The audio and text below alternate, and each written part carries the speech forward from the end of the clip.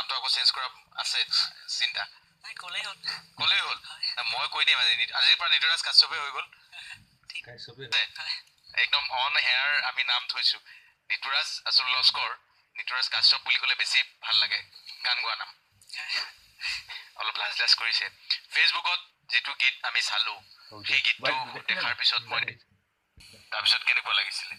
মানে বিশ্বাস কৰিব পৰা নাই আপুনি যে ফোন কৰিছে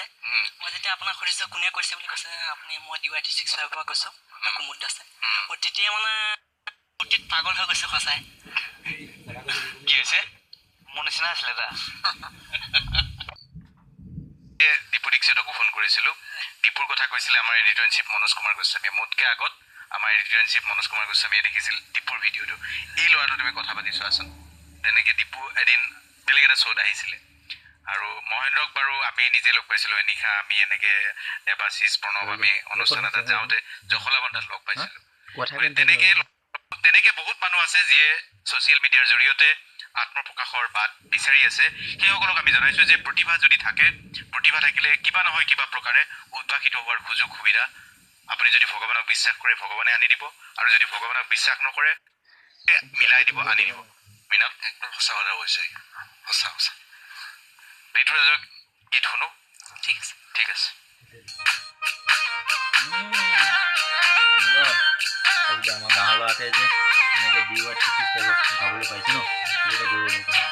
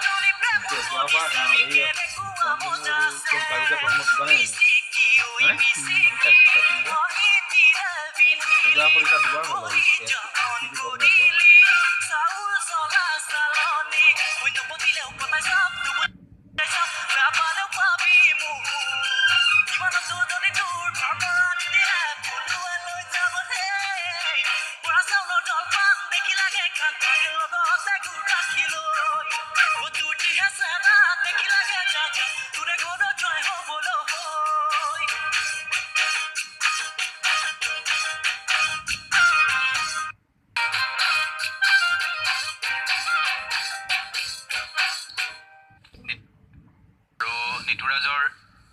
উত্তৰ কামনা কৰিছোঁ খুব ভাল হ'ব প্ৰেক্টিচ কৰি থাকিব লাগিব ফেচবুকত নিজেও ৰেৱাজ কৰিব লাগিব নহয় জানো প্ৰেক্টিচ কৰি থাকিব লাগিব প্ৰেক্টিচটো সদায় লাগে আচলতে মহেন্দ্ৰ জখলাবন্ধাৰ পৰা আহিছে মহেন্দ্ৰৰ কণ্ঠত এটা গীতৰ অকণমান